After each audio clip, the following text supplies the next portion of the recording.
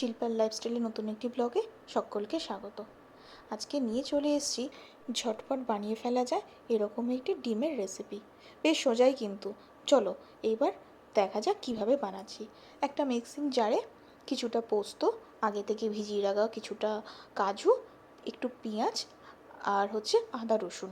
আমার আদা রসুনটা পেস্ট করা ছিল, তাই আমি আর আদা রসুনটাকে গোটা দিইনি, আমি পেস্টই দিয়ে দিয়েছি অল্প করে। রান্নাটা বেশি ঝাল হয় না বলে লঙ্কা আমি সেরকম ইউজ করিনি, ওই 2-3টে কাঁচা লঙ্কা দিয়ে দিয়েছি।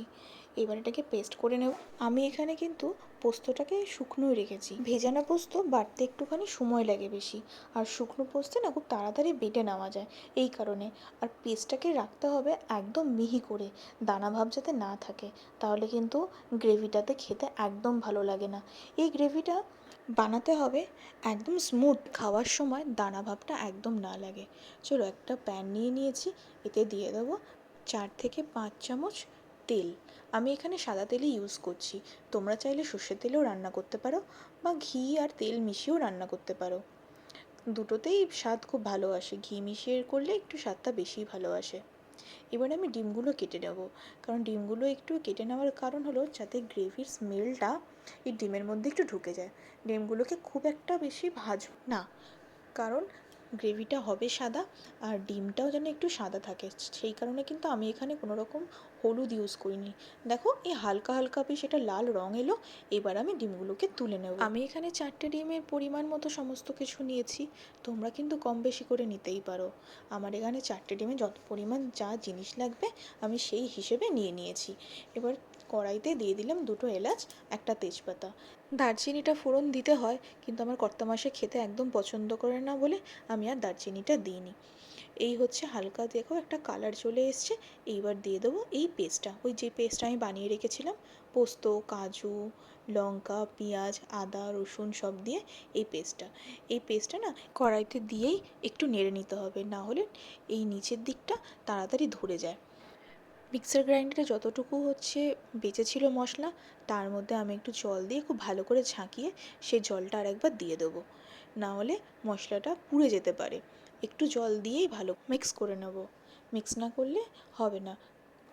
এই রান্নাটার ঝামেলা কিন্তু খুব কম, কিন্তু ওই একটাই ব্যাপার, যেটা এটা কন্টিনিউ কিন্তু খুন্তি চালাতে হবে, না হলে নিচে লেগে যাওয়ার একটা ভয় থেকে যায়।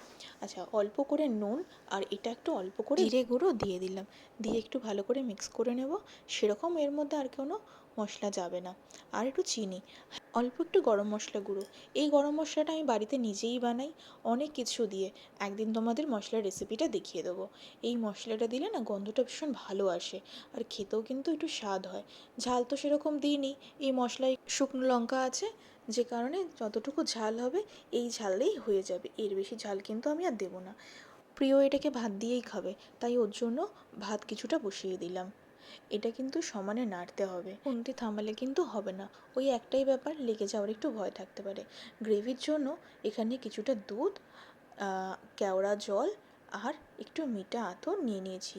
মিঠা আতরটা কিন্তু খুব সামান্য, এখানে আমি আর কিছু ইউজ করিনি।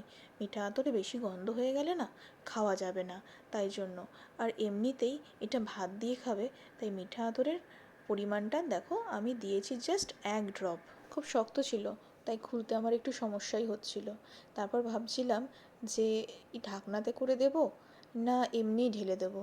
তারপর ভাবলাম না, ঠিক আছে 1 ড্রপ তো, এমনিই ঢেলে দিই, তাহলেই হবে।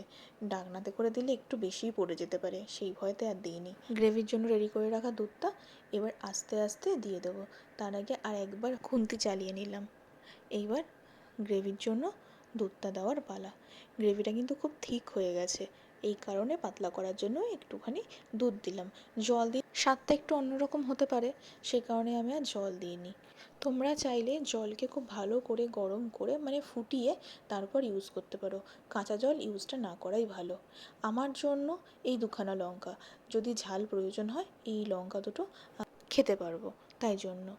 গ্রেভিটার আস্তে আস্তে কিন্তু এবার তেল ছাড়তে শুরু করে দিয়েছে, খুব সুন্দর একটা স্মেল বেরো হচ্ছে, স্মেলটা বেশ সুন্দর। এবার ডিমগুলো দিয়ে দেওয়ার পালা। ডিমের গায়ে একটু ভালো করে গ্রেভিটাকে মাখিয়ে নেব, ডিমটাকে একটু নাড়াচাড়া করে নেব গ্রেভির সাথে, যাতে স্মেলটা ডিমটা ভাঙলেও পাওয়া যায়, সেই কারণে। এবার গ্যাসের ফ্লেমটাকে একটু হাই করে দিতে হবে, যাতে গ্রেভিটা একটু ফুটে ওঠে। ফুটে এলেই বুঝতে পারবে যে কী সুন্দরভাবে তেল ছাড়ছে। দেখতে পাচ্ছ কত সুন্দর তেল ছেড়ে দিয়েছে। এটা কিন্তু তুমি ভাত, রুটি, পরোটা, ফ্রাইড রাইস সবার সাথে ভালো লাগবে। একবার কিন্তু ট্রাই করে দেখতে পারো। আর যদি বানাও, আমাকে খেয়ে কিন্তু অবশ্যই একটা ফিডব্যাক দিও, কেমন কেমন লাগলো তোমাদের এই ডিমের কোরমা। চলো, এইবার কিন্তু আমার ওইদিকে ভাতটাও হয়ে গেছে, ভাতটাকেও আমি নামিয়ে নিয়েছি। এইবার করার পালা। আমার হাজব্যান্ড কিন্তু মানে প্রিয় এটা আজকে ভাত দিয়েই খাবে, সেই কারণে আমি আজকে ভাত করেছি। না হলে ওর জন্য আমি অন্য কিছু করে দিতাম। তার ফিডব্যাকটা তো আমি নেবই, কিন্তু তার রিয়াকশানটা তোমাদেরকে আর দেখাতে পারলাম না। সে তো বলছে ভীষণ ভালো হয়েছে। তোমরা বানিয়ে খেয়ে দেখো, তোমাদের কেমন লাগলো অবশ্যই আমায় কিন্তু কমেন্ট করে জানাতে ভুলো না। তোমাদের লাইক আর কমেন্টের আশায় কিন্তু থাকলাম আমি।